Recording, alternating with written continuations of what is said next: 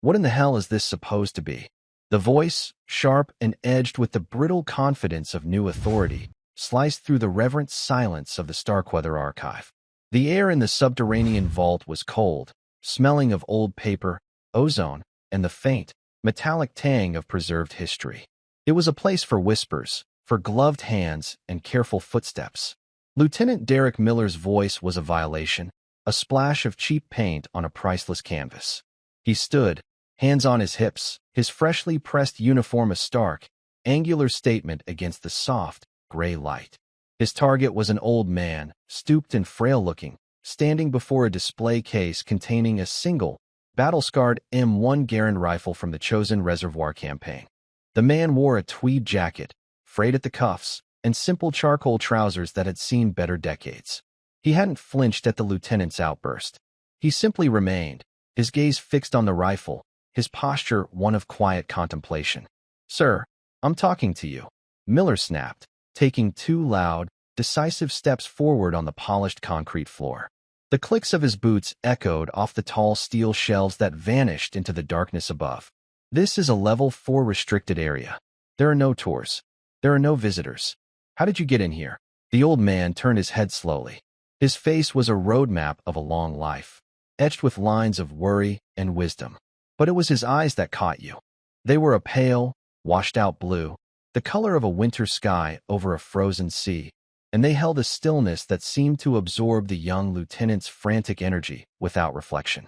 He didn't seem confused or frightened, merely patient, as if he were waiting for a noisy child to finish a tantrum.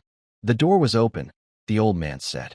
His voice was a low rumble, like stones shifting at the bottom of a riverbed. It held the faint, softened cadence of a rural upbringing, long since sanded down by decades of command. The simplicity of the answer only enraged Miller further. It was a challenge to his authority, to the entire system of badges and keycards and biometric scanners he had just mastered. He was the new officer in charge of archival security, a post he'd lobbied for, seeing it as a stepping stone. This was his domain. This old man was a contamination, a loose thread in the perfect tapestry of his control. "The door was not open," Miller said, chopping the air with his hand. "This is the United States Army Historical Command's most sensitive collection. We have documents in here that are still classified above top secret. You can't just wander in because you're looking for the restroom." He gestured dismissively at the man's worn clothing. "Who are you with? Did you come with the congressional staff visit?" The old man gave a slight, almost imperceptible shake of his head. "No." His gaze drifted back to the rifle in its climate-controlled case. He seemed more interested in the scarred walnut stock than in the furious young officer demanding his attention. This infuriating calm was what truly got under Miller's skin. He was used to people snapping to attention, stammering apologies, showing deference to the uniform, to the rank on his collar. This old man's quiet dignity felt like an act of defiance. It was as if the man was operating in a different reality, one where Miller's crisp uniform and sharp voice held no meaning. "All right, that's it. I need to see some identification." Now Miller's tone brooked no argument. He was a man of regulations, of procedures. An unidentified civilian in his vault was a Category 1 security breach. He was already mentally composing the incident report, framing himself as the vigilant guardian of the nation's secrets. The old man sighed, a soft exhalation of breath, and reached slowly into the inside pocket of his tweed jacket. He pulled out a wallet. It wasn't the modern kind, slim and filled with plastic. It was a thick, worn leather billfold, softened by decades of use, its corners rounded and its surface bearing the faint imprints of its former contents. He fumbled for a moment with gnarled, arthritic fingers before extracting a laminated card. It was an old state driver's license, the photo faded to a pale ghost of a younger man with the same piercing eyes. Miller snatched it from his hand. "Samuel Harding," he read aloud, his lip curling in a faint sneer. He looked at the birth date and did a quick, contemptuous calculation. 94 years old. "Well, Mr. Harding, you've had a good run, but your wandering days are over." He held the ID as if it were a piece of trash. "This doesn't explain what you're doing here." As he handed it back, he noticed something on the old man's wrist, a flash of faded ink just below the cuff of his shirt.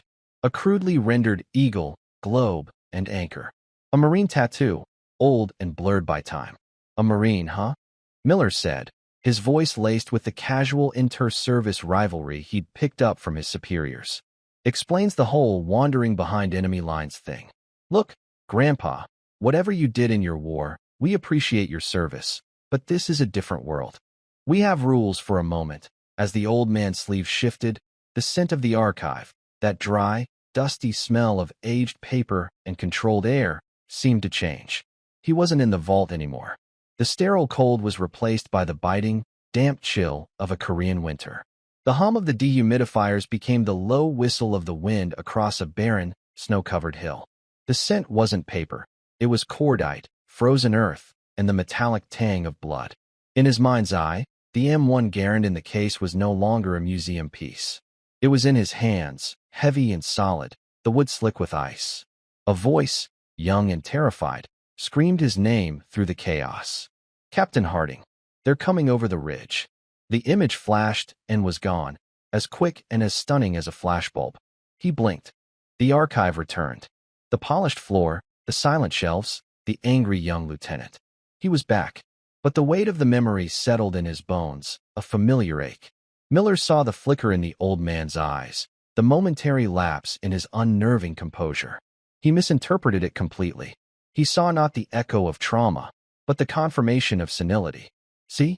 You're confused, Miller said, his voice softening into a tone of patronizing pity that was somehow more insulting than his anger.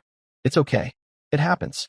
Let's get you out of here before you get into real trouble. He reached out and placed a firm hand on Samuel Harding's shoulder. The touch was meant to be guiding, authoritative. But in this place, a sanctuary of untouchable history, it felt like a desecration.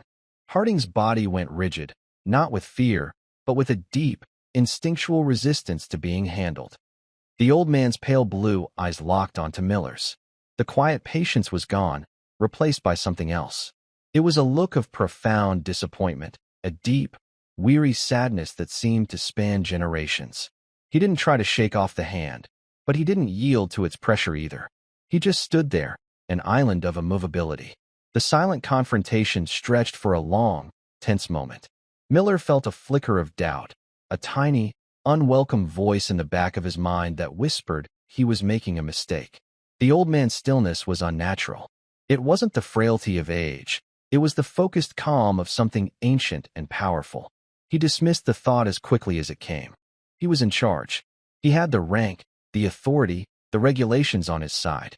This was just a confused old veteran, a relic who didn't understand the modern world.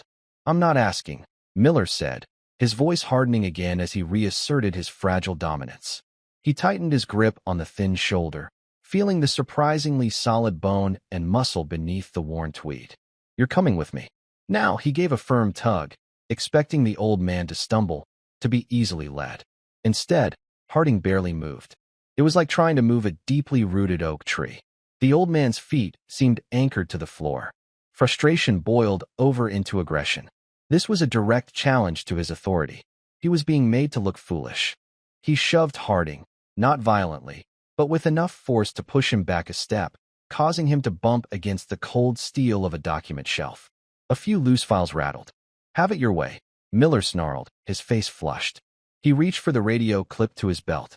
He was done with trying to be reasonable. This was a security situation. Command, this is Lieutenant Miller at Starkweather Archive. I require security assistance. I have an unauthorized, non-compliant civilian in Sector Gamma. Elderly male, possibly disoriented and becoming agitated. Requesting immediate escort. He made sure his voice was loud enough for the old man to hear every word, a final act of humiliation. He wanted Harding to understand the consequences of defying him. He expected a reaction, fear, anger, pleading. He got nothing. Harding simply watched him, his expression unreadable, as if he were observing a strange and predictable scientific phenomenon. The radio crackled in response. Copy, Lieutenant. Security team en route. ETA 2 minutes. Miller clipped the radio back to his belt with a satisfied smirk. The situation was contained. He had followed protocol. The incident report would reflect his professionalism in handling a difficult situation. He folded his arms, adopting a posture of impatient authority as he waited for the security guards to arrive and haul the old man out. He had won. But then, a different sound intruded. Not the crackle of the radio, but the insistent, high-pitched buzz of his personal cell phone. He glanced at the screen. The caller ID read, "Commanding General, main line." A jolt of pure adrenaline shot through him. He had never been called directly by General Peterson's office before. No one at his level was. He fumbled the phone, his confident demeanor instantly evaporating. "Miller," he answered, his voice suddenly a nervous squeak. The voice on the other end was not General Peterson's. It was his aide, a notoriously sharp-tongued colonel he'd seen only from a distance. The colonel's voice was tight, strained, bordering on panic. "Lieutenant Miller, this is Colonel Davies. What is your exact situation at the archive?" "Sir," Miller stammered, his eyes darting toward the silent old man. "I have a security breach. An unauthorized civilian who gained access to a restricted area. I've called for an escort." There was a sharp intake of breath on the other end of the line, followed by a string of curses that would have made a drill sergeant blush. "Son, you tell me right now." Davies' voice was a low, deadly hiss. "Describe the civilian." Every detail. Miller's heart began to pound against his ribs. "Elderly, sir. 94, according to his ID. Wears a tweed jacket. Name is Harding. Samuel Harding." The silence that followed was more terrifying than the cursing. It was a dead, absolute void. For a second, Miller thought the line had been cut. Then Davies spoke again, his voice barely a whisper, laced with a kind of holy terror Miller had never heard before. "Lieutenant, listen to me very carefully. Do not touch him. Do not speak to him. Do not let him leave. The general is on his way. He's breaking every speed limit on this base to get to you. You have no idea what you've done." The line went dead. Miller stood frozen, the phone still pressed to his ear. His mind was a maelstrom of confusion and rising dread. What was happening? Who was this old man? He looked over at Harding, who hadn't moved. The old man's gaze was fixed on him, and for the first time, Miller saw a flicker of something in those pale eyes. It looked like pity. Less than a minute later, the heavy soundproof doors to the archive crashed open with a force that shook the shelves. General Marcus Peterson, the four-star commander of the entire military district, burst into the room. He was a mountain of a man, known for his stern demeanor and unwavering command presence. But now, his face was ashen, his eyes wide with a frantic urgency. He was flanked by Colonel Davies and two imposing military police officers, who looked just as stunned as Miller felt. General Peterson's eyes swept the room, ignoring Miller as if he were a piece of furniture. They landed on the old man in the tweed jacket. The effect was instantaneous and shocking. The four-star general, a man who advised presidents and commanded armies, came to a dead halt. His entire body snapped to the most rigid, formal position of attention Miller had ever witnessed. His back was ramrod straight, his chin tucked, his expression shifting from panic to one of profound, absolute reverence. He raised his hand in a salute so sharp it seemed to cut the air. "General Harding, sir," Peterson's voice boomed, but it was thick with emotion, cracking on the last word. "On behalf of the United States Army, I offer my deepest, most sincere apologies for this disgraceful reception." Miller felt the floor drop out from under him. "General Harding?" The name echoed in the vast, empty spaces of his memory, a half-forgotten whisper from a history lecture at West Point. It couldn't be. It was impossible. That General Harding was a ghost, a legend, a figure from textbooks. He wasn't a frail old man in a frayed jacket. But the sight of General Peterson, a titan of the modern military, standing in humble, awestruck deference, was undeniable proof. The old man, Samuel Harding, simply nodded, a gesture of acknowledgement that carried more weight than a shouted command. He looked from Peterson to the terrified young lieutenant. Peterson followed his gaze, and the reverence on his face was instantly replaced by a glacial fury. He turned his attention to Miller, and the full, terrifying force of his four-star rank descended upon him. "Lieutenant," Peterson's voice was dangerously low, a controlled earthquake. "Did you put your hands on this man?" Miller couldn't speak. His throat was closed, his tongue a lead weight in his mouth. He could only manage a pathetic, jerky nod. Colonel Davies stepped forward, his face a mask of grim duty. He held a tablet, and he began to speak, his voice ringing with the clarity of a formal citation. "Lieutenant Miller, perhaps a history lesson is in order, since you clearly slept through yours at the academy. The man you just assaulted is General of the Army Samuel Elias Harding." The formal title hung in the air, heavy and impossible. General of the Army. 5 stars. A rank held by only a handful of men in the nation's entire history. Marshall, MacArthur, Bradley, Eisenhower, Arnold. And, apparently, Harding. This man, Davies continued, his voice rising with passion, was commissioned at 19. He received a battlefield promotion from captain to major at the chosen reservoir after holding the line for 3 days against an entire enemy division, armed with that very rifle in that case. The men who survived called him the ghost of Frozen Chosen, because they swore he couldn't be killed. Davies swiped the screen on his tablet. He advised President Kennedy during the Cuban Missile Crisis. He designed the withdrawal strategy from Vietnam that saved thousands of American lives. He personally planned the flanking maneuver in Desert Storm that ended the ground war in 100 hours. He has been awarded the Distinguished Service Cross 3 times, the Silver Star 5 times, and holds a Medal of Honor that he has never once worn in public because he believes, and I quote, "The real heroes never came home." Every word was a hammer blow, shattering Miller's world. He looked at the gnarled hands of the old man and imagined them drawing battle plans on a map. He looked at the faded tattoo and saw a young Marine storming a beach. He looked at the pale, tired eyes and saw decades of sleepless nights spent bearing the weight of a nation's security. He hadn't just disrespected a veteran. He had desecrated a living monument. General Peterson stepped closer to Miller, his shadow falling over the young officer. The reason this archive is named the Starkweather Archive is because Captain James Starkweather was General Harding's aide, who died in his arms on Hill 255. The general comes here every year on this date to pay his respects. He has unrestricted, unescorted, 24-hour access to every military facility on the planet. It is not a privilege we grant him. It is a right he has earned with blood and sacrifice you cannot possibly comprehend. Miller finally found his voice, a choked, broken whisper. "Sir, I didn't know." "You didn't know?" Peterson repeated, the words dripping with contempt. "You saw an old man, and you saw a target for your insignificant authority. You didn't see the wisdom in his eyes. You didn't see the history in his posture. You saw a uniform, and you saw civilian clothes, and you made a judgment. That is your failure, Lieutenant. A failure of character. Miller's career was over. He knew it. A court-martial was the best he could hope for. Public disgrace, a dishonorable discharge. He squeezed his eyes shut, waiting for the final, devastating blow. But it didn't come from Peterson. It came from the quiet, gravelly voice of General Harding. "That's enough, Marcus." All eyes turned to him. Harding had walked over and was now standing beside the trembling lieutenant. He placed a gentle hand on Miller's shoulder, the same shoulder Miller had grabbed so aggressively moments before. The touch was light, forgiving. "The young man made a mistake," Harding said, his voice calm and steady. "He was overzealous, arrogant, and he let his rank go to his head. A lot of young officers do. He was protecting his post. His intent, if not his method, was correct." Peterson looked stunned. "Sir, he assaulted you." He pushed an old man. Harding corrected gently. "He didn't assault a general because he didn't see a general. And that is the lesson here.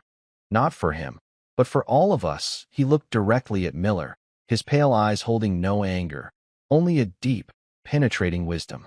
"Rank is a responsibility you carry, son. It's not a weapon you wield.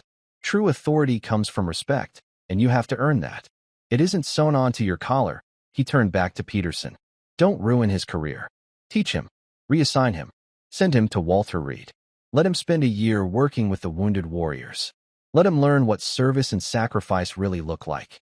Let him listen to the stories of boys who lost everything but their honor. Then, maybe, he'll be fit to lead again." Miller opened his eyes, tears streaming down his face. He was being offered not punishment, but grace. A path to redemption from the very man he had so utterly wronged. It was a mercy so profound it broke him completely. He could only stand there, weeping silently, as the living legend he had manhandled rewrote his future from one of disgrace to one of education. 3 months later, The man formerly known as Lieutenant Miller was pushing a wheelchair through the sun-drenched halls of the Walter Reed National Military Medical Center. He wore simple civilian clothes, a polo shirt and slacks. The crisp uniform, the polished boots, the silver bar of his rank were all gone, packed away. He had accepted the reassignment, resigning his commission to serve as a full-time volunteer. His days were no longer filled with security protocols and incident reports, but with reading to blinded soldiers, writing letters for men who had lost their hands, and listening, endlessly listening, to stories of courage that made his own brief, arrogant career seem like a childish game. He was learning the weight of the word service. He was pushing a young sergeant, a kid of no more than 20 who had lost both legs to an IED, toward the physical therapy room. The sergeant was quiet today, and Miller knew not to push. He had learned that silence often held more pain and meaning than any shout. As they rounded a corner, he saw a familiar figure sitting on a simple bench, talking quietly with another patient, a Marine Lance Corporal with severe burns. It was Samuel Harding. He wore the same tweed jacket. He looked just as old, just as unremarkable as he had in the archive. There was no entourage, no ceremony. He was just an old man visiting a young soldier. Harding looked up, and his eyes met Miller's across the polished linoleum floor. For a long moment, they simply looked at each other. Miller's heart clenched. He felt a rush of the old shame, but it was mingled with a new, profound sense of gratitude. He stopped the wheelchair and gave a slow, deliberate nod. It wasn't a salute. It was something deeper. A gesture of respect from one human being to another. A silent acknowledgement of the lesson he was slowly, painfully learning. General Harding held his gaze for a second longer, and then a small, almost imperceptible smile touched the corners of his mouth. He gave a slight nod in return, a simple gesture of acceptance, before turning his attention back to the wounded Marine beside him. Miller felt a sense of peace settle over him. He had a long way to go, but he was on the right path. He took a breath, placed his hands back on the wheelchair, and continued down the hall, pushing the young sergeant toward the hard work of healing. He understood now that the greatest heroes don't announce their arrival. They walk quietly among us, bearing the weight of history in their silence. Their true rank measured not by the stars on their shoulders, but by the depth of the grace in their hearts.